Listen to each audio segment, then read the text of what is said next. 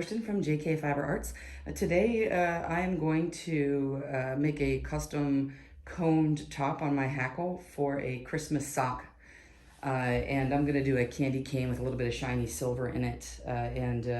I'm going to show you Hackle through yarn spinning through sock so you can get a good sense of how to create a yarn that'll do stripes. I pre-measured out, I usually use 4 ounces for sock yarn.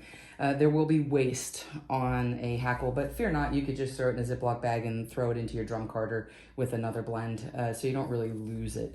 I went ahead and weighed out about 5 ounces total, expecting up to 1 ounce of waste. It probably won't be that much, but just in case.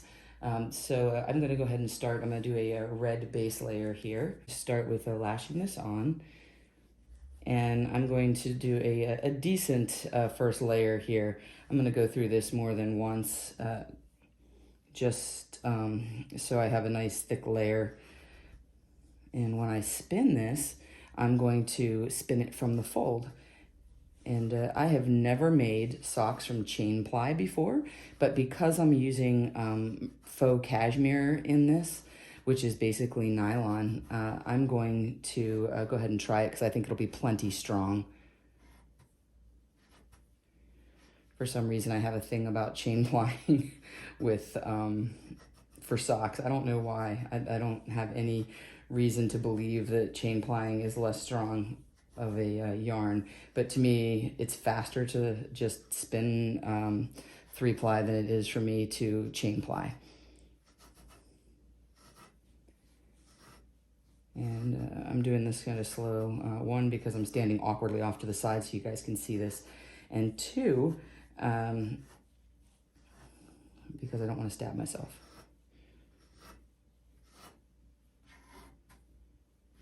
And I'm trying to leave not very much on the back end of this. It will, however, get more and more as I make my passes through. And the goal here is a nice bright red and white classic candy cane. I did take, the faux cashmere is like crazy brilliant white, and I did use also a little bit of white merino I have in here, made to tone it down just a touch. It is going to be very brilliant. And this, I have a little bit of stellina in here I'm going to add in.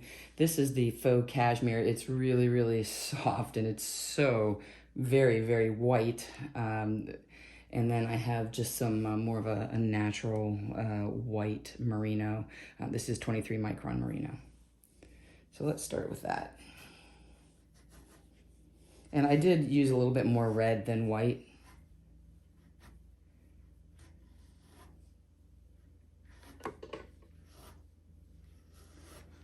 And my plan here is to get the, I just want to cover all this red up. One thing you want to make sure of too is that your red is not going to run. I have a very high level of confidence in Mary Egbert's fibers from Kamesh Fibers. I've only ever had one of them run, and that was just recently. And it was on this very, very wonderfully shiny black.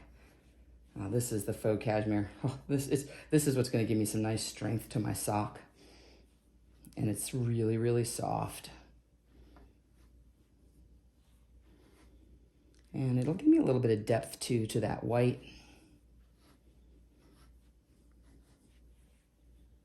And we're going to add in some of this shiny sparkle here. And I didn't even count this in my weight because I didn't think it was going to be a significant amount.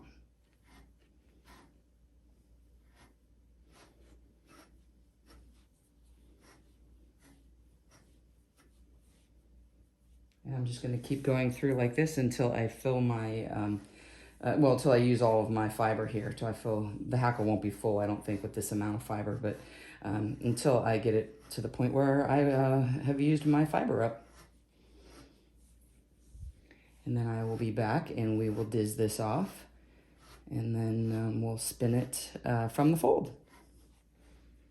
Here we are with the final top layer of my candy cane blend, just putting the sparkle on the top. But let's put a little bit extra bling in here. Just because it's a holiday sock, I want it to have a little sparkle. Okay, so this is what it looks like here. And then you'll see, I'll show you around the back of the Hackle here. Here's the back of the Hackle. You can see our little stripe pattern, and that's what I'm gonna get when I spin from the fold. You guys have seen me do this before, so I'm just going to get started here and then I'll just put it on time lapse. So what I'm doing is I'm just going to take a small section of this to start with, and I'm going to get all of the layers down to the bottom here, like so. That might even be too much. I'll take a little bit of that off. There we go. And then I'm going to thread it into my diz, into the concave side facing. And I'm using the bigger hole in my diz, which is still a pretty tiny hole. It's probably 1/4 inch. Oh, look how pretty that candy cane is. Oh, it looks so good. Even if I spun it, maybe I'll spin it straight. I was planning on spinning it from the fold, but can you see how cool that looks? That looks really cool and candy caney. Wow. Instead of a stripe, I might just do it like this. Look at that. So I'm going to put this through the threader and through my diz. And the goal here is for this fiber to funnel into the diz, and then the diz is going to have this other fiber next to it kind of funnel in. And that is the plan.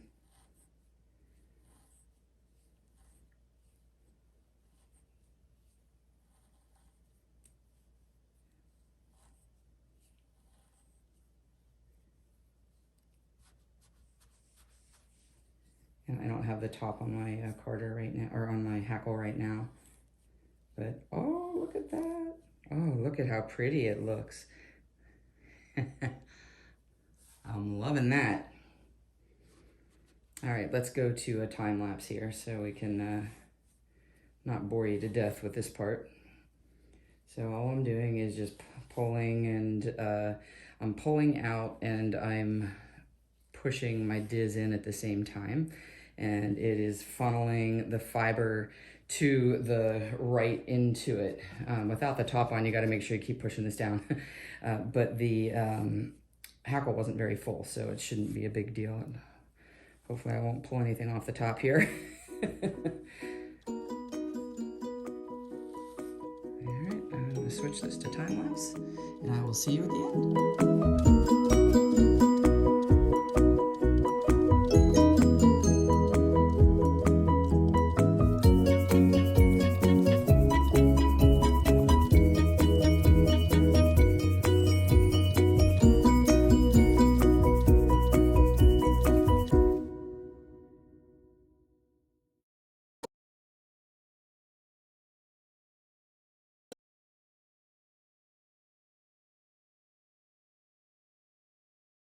So here we have the candy cane combed top. My plan is to spin this from the fold, but seeing it kind of all swirl together, I'm super stoked about this. We'll see what I decide to do. So we'll take this over to the wheel and decide how I want to spin this. I'll see you next time, and we'll get this spun up to make our holiday sock. Until next time, spin happy.